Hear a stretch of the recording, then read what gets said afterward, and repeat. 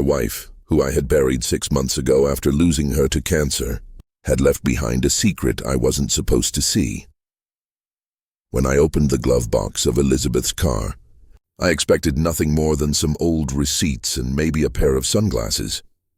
Instead, I found a letter folded neatly with a man's name written on the front, Lance. My hands shook as I pulled it out. The handwriting was hers. Before I reveal what was inside that letter, make sure to like, share, and subscribe, because what I discovered changed everything I thought I knew about my marriage. I sat there in the driver's seat, staring at her handwriting, my heart racing. For 17 years, Elizabeth had been my anchor, my love, the woman who promised me forever. Grief had been tearing me apart since the day she died, but this was something else. With trembling fingers, I opened the letter. Each line I read burned deeper. Words of affection, plans, promises, and not to me. Every word was written for him. My throat went dry. I looked around the car, suddenly noticing things I had ignored before. Perfume that wasn't hers. A scarf I had never seen. For months, I thought her late nights and distant stares were because of her illness. Now I wondered if she was slipping away from me long before death took her. I wanted to throw the letter, to burn it, to pretend it didn't exist. But I couldn't. I had to know more. Because if Elizabeth betrayed me while I was busy holding her hand through cancer, then my entire life had been built on a lie. I drove back home with the letter on the passenger seat, unable to take my eyes off it. Her words echoed in my head. I wish I could spend every night in your arms. You make me feel alive again. Not once in those pages did she mention me or our kids or the life we had built. It felt like I had just lost her all over again. Except this time it wasn't death that took her away, it was betrayal. I tell you what I found next. The truth hidden inside our house went even deeper than that letter. That night, I pulled out the box of her old journals she used to write in when she couldn't sleep. I had never dared to open them before, thinking they would only remind me of her sickness. But now I had no choice. Page after page she wrote about Lance, about how he listened to her when I didn't understand, about how she felt trapped between loyalty and desire. Some entries were filled with guilt, but others were pure longing. My stomach turned as I read the words. If things were different, I would choose you. I slammed the journal shut, gasping for air. My wife, the woman I had stayed up nights with, taken to treatments, comforted while she cried, had been giving her heart to another man at the same time. The worst part, Lance wasn't just anyone. He was my closest friend, my business partner, the one who stood beside me at her funeral, and now, every memory of him offering me a hand on the shoulder felt like a knife in my back. The next morning, I couldn't look at myself in the mirror. Every reflection felt like a fool staring back. How many times had I invited Lance into our home, trusting him with my business, my family, my life? And all the while, he was stealing pieces of it behind my back. Rage built inside me, but grief kept pulling me down. I didn't know whether to cry, scream, or collapse. I went to his office unannounced. Lance looked up from his desk, smiling like nothing was wrong. "Darren, good to see you," he said casually, like he hadn't been sharing a bed with my wife while I was fighting to keep her alive. I studied his face carefully, every twitch, every blink. For a second I thought maybe I was wrong, but then I remembered Elizabeth's words in her journal. Lance knows how to make me feel safe. My jaw clenched. I didn't confront him, not yet. Instead, I kept my voice steady. "We need to go over some accounts later," I said, pretending everything was normal. If he noticed the fire in my eyes, he ignored it. That night, I went back to Elizabeth's journals.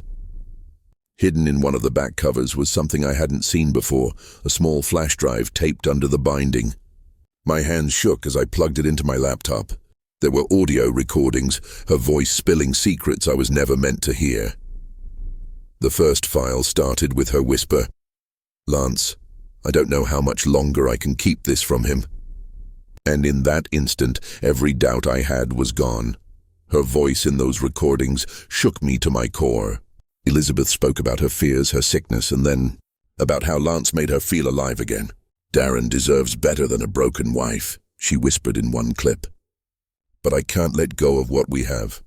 Each word felt like a dagger. She wasn't just cheating me, she was justifying it. She had convinced herself that betraying me was somehow protecting me.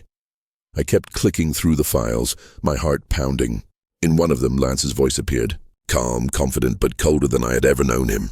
Don't worry, no one will find out. He trusts me too much. Hearing him say that made my blood boil. The man I thought was my brother was laughing behind my back with the woman I loved. I sat there in the dark, fists shaking, staring at the screen. My world wasn't just broken, it was twisted. Grief had been enough to drown me, but now betrayal dragged me deeper. I wanted to smash the laptop to erase every word, but I couldn't. This was proof. This was truth, the worst part. Elizabeth didn't just leave me with memories of her sickness, she left me with the poison of her lies. And now I had to carry both. As I closed the laptop, one thought echoed in my mind louder than anything else. Lance has to face me. And when he does, nothing will ever be the same.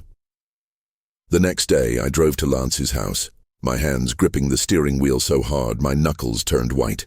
I sat outside for nearly an hour, watching his lights flicker inside, imagining every stolen moment he had shared with Elizabeth. My chest burned with a mix of rage and heartbreak. Finally, I stepped out ready to end the silence. When Lance answered, he looked shocked to see me. For the first time, his smooth confidence cracked. "Darren, what are you doing here?" I stared at him, my jaw tight, and asked a single question. "How long?" His face drained of color. He didn't bother lying. He didn't even try. Instead, he whispered, "Too long."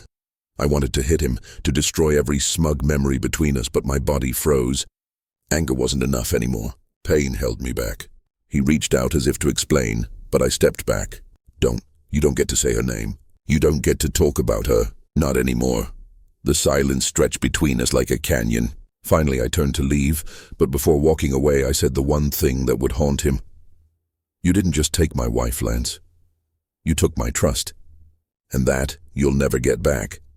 I walked off into the night, but deep down I knew this wasn't over. Because betrayal doesn't end with words. It lingers, poisoning every memory until you decide what to do with it. Days turned into weeks, but the weight on my chest only grew heavier. Everywhere I went, I felt Elizabeth's shadow and Lance's betrayal choking me. Friends whispered, neighbors stared, and though no one said it out loud, I knew they all knew. The humiliation burned more than the grief itself. At night, I couldn't sleep in the same bed where she once lay, so I moved to the couch, staring at the ceiling until sunrise. One night, I opened the drawer she used to lock. Inside, tucked beneath her scarves, was a small box. My hands trembled as I opened it, expecting nothing more than jewelry. Instead, I found letters, dozens of them addressed to Lance. Every word was another knife in my chest. "You make me feel alive," she had written. "I wish I had met you before him." The paper blurred as my tears fell, but I forced myself to read each line. Every sentence proved that I had been living a lie for years, not months. My marriage, my memories, my love, reduced to ink on stolen letters. I sat there until morning, the letters scattered across the floor like broken glass. For the first time I realized this wasn't just betrayal, it was a life built on lies. And if Elizabeth had been hiding this much, what else had she kept from me? That question wouldn't let me rest, and soon the answer found me in the most unexpected way. A week later, I decided to sell Elizabeth's car, the one she loved more than anything. It had been sitting in the garage, untouched like a shrine I didn't ask for. I thought selling it would finally free me from the ghost of her betrayal. But fate had other plans. The buyer came to check the car, and as I cleaned the glove box, something slipped out, a sealed envelope with my name written on it in her handwriting. My heart pounded as I tore it open. Inside was a photo of Elizabeth and Lance together, smiling, happy, and a note that read, "I'm sorry, but I couldn't live without him." I froze, my entire body numb. It wasn't grief anymore. It wasn't even anger. It was finality. The truth was no longer hidden in whispers or lies. It was right there in her own words. She had chosen him. She had never really chosen me. I placed the envelope, photo, and her wedding ring together on the dashboard. For a long moment, I just stared at them. Then I handed the keys to the buyer. "Take it," I said quietly. As the car drove away, it felt like the last piece of her leaving my life. I wasn't healed, but I was free, and for the first time in months, I could finally breathe. A few days after selling the car, I thought the past was finally buried. But one evening, as I sat alone with a cup of coffee, the doorbell rang. When I opened it, Lance stood there holding a small brown package. His face was pale, almost haunted. "She wanted you to have this," he whispered, handing it over before I could slam the door. I opened the box with shaking hands. Inside was Elizabeth's journal. At first, I didn't want to read it, but curiosity pulled me in. The pages weren't just about Lance, they were about me. She wrote about how she once loved me more than life, how I was her safe place. But somewhere along the way, she said I became a stranger. She felt invisible, unheard, and in her weakness, she found him. My chest tightened with anger and sorrow.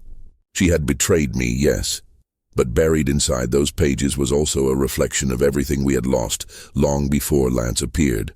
It was a bitter truth. Her cheating destroyed me, but maybe we had been broken long before. I closed the journal and stared out the window. For the first time, I didn't feel only anger. I felt something colder, something heavier, acceptance. She was gone, the marriage was gone, but I was still here. And this time, I wasn't going to waste my second chance at life.